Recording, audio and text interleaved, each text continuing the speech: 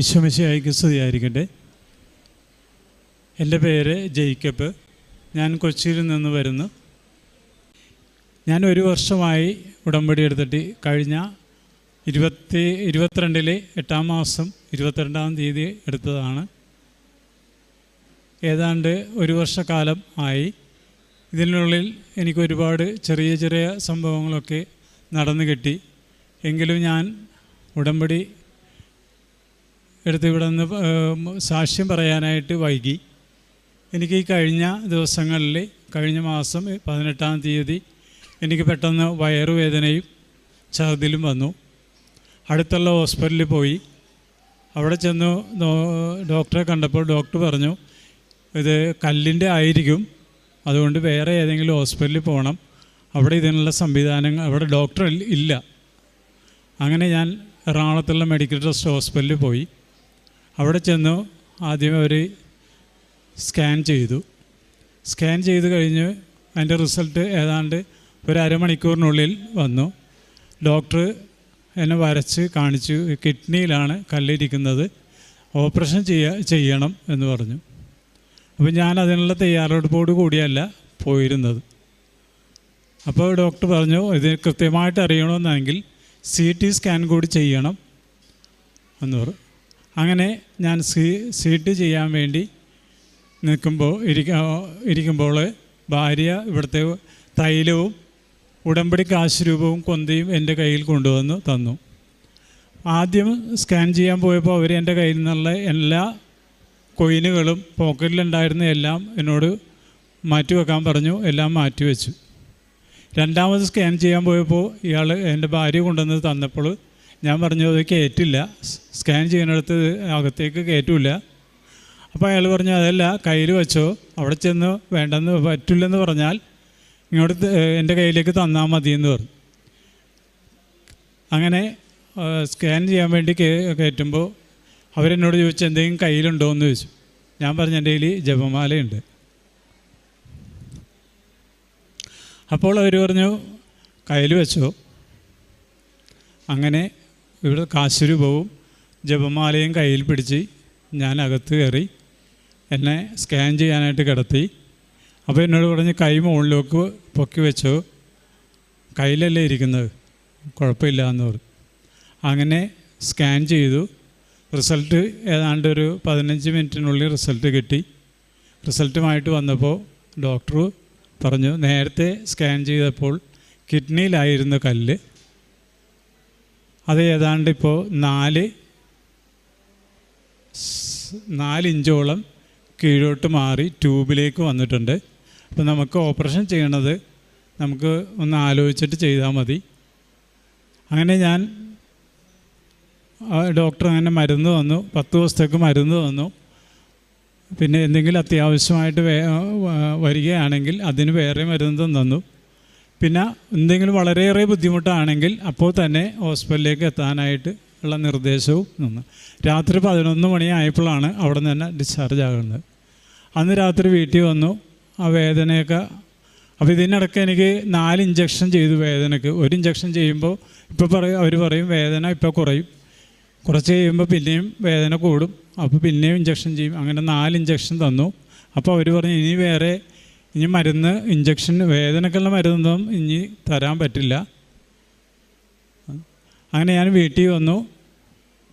വേദന കുറഞ്ഞു. പിറ്റേ ദിവസം രാവിലെ തൊട്ട് ഇങ്ങനെ എല്ലാവരും ഇങ്ങനെ അറിഞ്ഞു ഹോസ്പിറ്റലിലായിരുന്നു, പെട്ടെന്ന് ഇങ്ങനെ വേദന വന്നു. അങ്ങനെ പലരും വന്ന്, സാധാരണ ഞാൻ 7 മണിക്ക് വീട്ടിൽ ജപമാല ചെല്ലും. ഞാനും ഭാര്യയും മാത്രമേ എൻ്റെ വീട്ടിലിപ്പോൾ ഉള്ളൂ. അപ്പോൾ ഞങ്ങൾ 2 പേരും കൂടി 7 മണിക്ക് ജപമാല ചൊല്ലി പ്രത്യക്ഷീകരണ പ്രാർത്ഥന, രാവിലെ പ്രത്യക്ഷീകരണ പ്രാർത്ഥനയും വൈകുന്നേരം ഉടമ്പടി പ്രാർത്ഥന ചെല്ലും. അന്ന് ആൾക്കാരൊക്കെ വന്നിരുന്നതുകൊണ്ട് രാത്രി 10 മണിക്ക് ശേഷമാണ് പ്രാർത്ഥനയെല്ലാം പറ്റിയത്. 10 മണിയായപ്പോൾ പ്രാർത്ഥന ചൊല്ലി കൊണ്ടിരുന്നപ്പോൾ എനിക്ക് വേദന വന്നു. അപ്പോൾ സാധാരണ മുട്ടയിൽ ആണ് ചെല്ലുന്നത്. അന്ന് ഈ വേദനയൊക്കെ കാരണം ഞാൻ സെറ്റിയിലിരുന്നിട്ടാണ് പ്രാർത്ഥന ചൊല്ലിക്കൊണ്ടിരുന്നത്. പെട്ടെന്ന് എൻ്റെ അടിവയറ്റിലും മുതുകെന്ന് വെച്ചാൽ നടുവിനും ഭയങ്കര വേദന. ഞാനോർത്ത് ഇപ്പം തന്നെ പോകേണ്ടി വരും. അങ്ങനെയാണ് ഡോക്ടർ പറഞ്ഞു വിട്ടേണ്ടത്. എന്തെങ്കിലും അത്യാവശ്യമായിട്ട് വരികയാണെങ്കിൽ അപ്പം തന്നെ പോരാനാണ് പറഞ്ഞത്.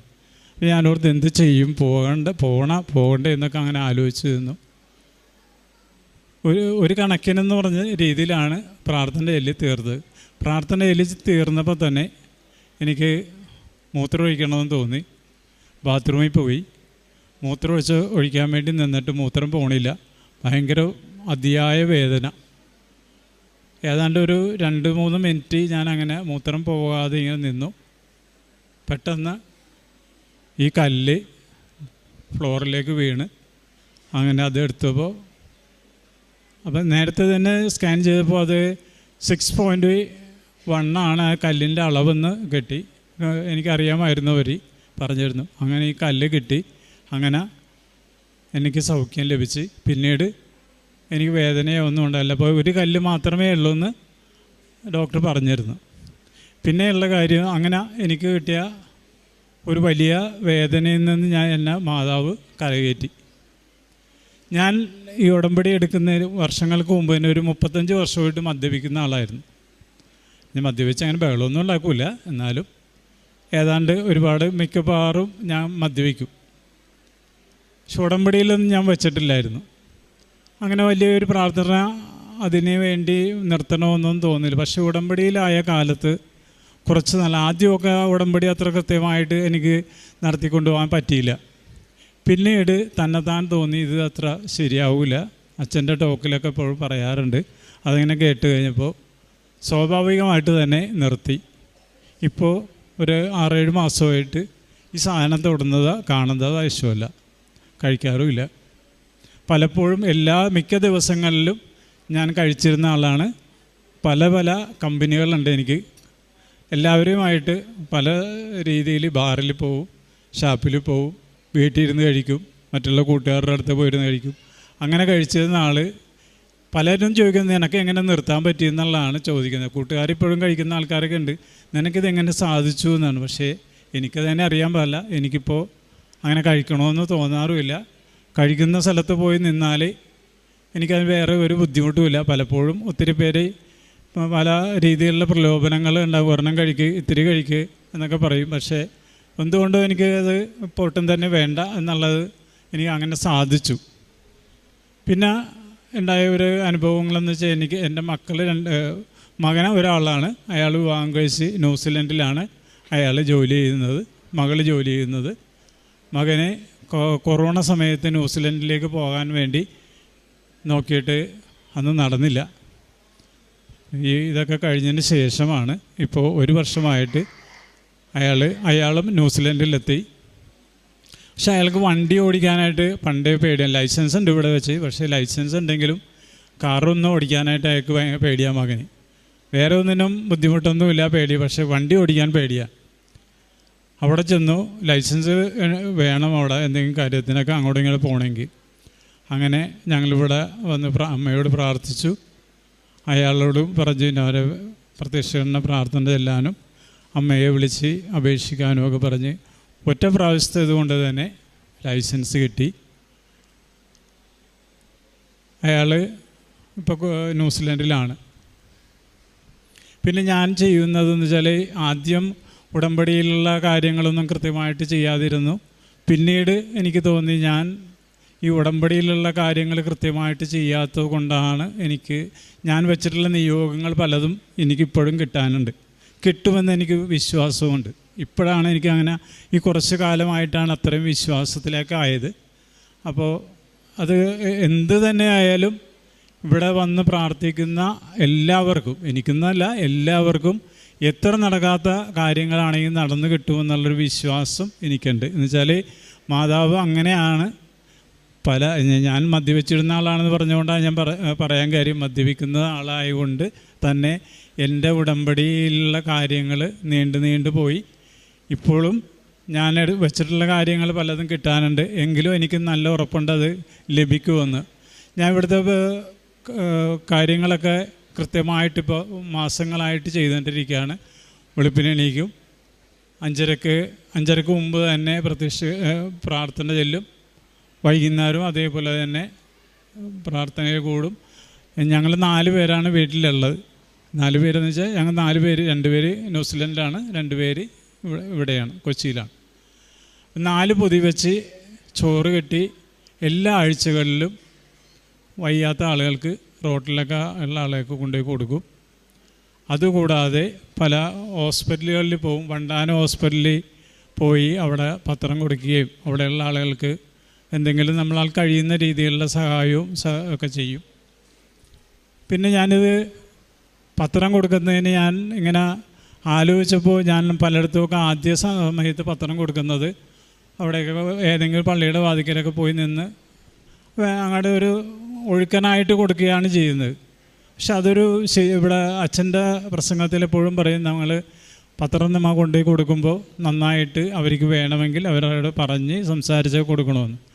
അങ്ങനെ ഞാനൊരു 3 മാസത്തിന് മുമ്പ് ഒരു ദിവസം വെളുപ്പിനെ അങ്ങനെ പ്രാർത്ഥനയൊക്കെ ചൊല്ലിക്കൊണ്ടിരിക്കുമ്പോൾ എനിക്ക് പെട്ടെന്ന് തോന്നി, ഒരു വർഷം ഏതാണ്ട് 365 ദിവസമാണ്. അപ്പോൾ 360 ആ മാസം തൊട്ട് ഈ 3 മാസം വരെ കണ്ടിന്യൂ ആയിട്ട് 3 മാസം എല്ലാ മാസവും 20 കെട്ട് പത്രം കൊണ്ടുപോയി. എന്ന് വെച്ചാൽ 360 പത്രമാണ്. അത് ഞാൻ എങ്ങനെയായാലും ശരി 365 പത്രം എല്ലാ മാസവും ഞാൻ കൊടുക്കും.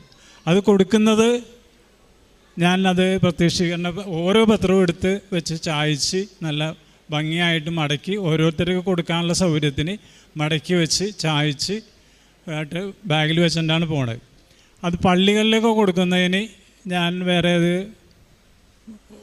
പള്ളികളിലെ എല്ലാ പത്രവും ഞാൻ വിശ്വാസ പ്രമാണവും സ്വർഗസ്വനായ പിതാവും നന്മ നിറഞ്ഞ മറിയവും ചൊല്ലി കാഴ്ച വെച്ചിട്ടാണ്. എനിക്കതിനുള്ള കഴിവുണ്ടോയെന്ന് അറിയില്ല, എങ്കിലും ഞാൻ എൻ്റെ കൈവച്ച് പ്രാർത്ഥിക്കും. ഓരോ പത്രവും എടുത്ത് വെച്ചിട്ട് പ്രാർത്ഥിക്കും, ഈ പത്രം വാങ്ങി വായിക്കുന്നവരുടെ മേൽ കൃപയുണ്ടാകണേ. അങ്ങനെ മാതാവിൻ്റെ നാമത്തിൽ പ്രാർത്ഥിച്ചിട്ടാണ് ഞാനിപ്പോൾ പത്രം കൊടുക്കുന്നത്.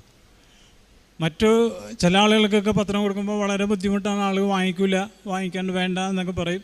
ഞാനിപ്പോൾ ജങ്കാറിൽ ഫോട്ടോ വെച്ച് ജങ്കാറിൽ അവിടെ അധികവും മുസ്ലിംസുകളൊക്കെ സഹോദരങ്ങളാണ്, അതിൽ അങ്ങോട്ടും ഇങ്ങോട്ടൊക്കെ യാത്രയാണ്. ഫോട്ടോ വെച്ച് രാവിലെയൊക്കെ കൊണ്ടുപോയി ഞാൻ കൊടുക്കും. അപ്പോൾ ചിലവർ വളരെ കൃത്യമായിട്ട് വാങ്ങിക്കും, ചിലവർ പറയും വേണ്ട, എന്തിനു വേറെ പണിയില്ലാതെ ഇരിക്കണേണ എന്നൊക്കെ ചോദിക്കുന്ന ആൾക്കാരുണ്ട്.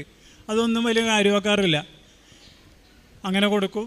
പിന്നെ ഇതിൻ്റെ അകത്ത് പുറത്ത് കൊടുക്കുന്ന പത്രം, ഈ ജങ്കാറിലൊക്കെ കൊടുക്കുന്ന പത്രങ്ങളിൽ ഞാൻ നമ്മളുടെ ഈ പ്രത്യക്ഷീകരണ പ്രാർത്ഥനയും വിശ്വാസ പ്രമാണവും സ്വർഗസ്വനായ പിതാവ് എന്നുള്ള പ്രാർത്ഥനയും നന്മ നിറഞ്ഞ മറിയമേ എന്നുള്ള പ്രാർത്ഥനയും പ്രിൻ്റ് ചെയ്ത് ഞാൻ ഒരു ഷീറ്റിൽ 2 വശത്തായിട്ട് പ്രിൻ്റ് ചെയ്തിട്ട് അതുകൂടി വെച്ചിട്ടാണ് ഈ പുറത്തുള്ള പള്ളികളിലല്ലാതെ കൊടുക്കുന്നത്. അങ്ങനെയാണ് ഞാൻ കൊടുക്കുന്നത് പറയാനായിട്ട്.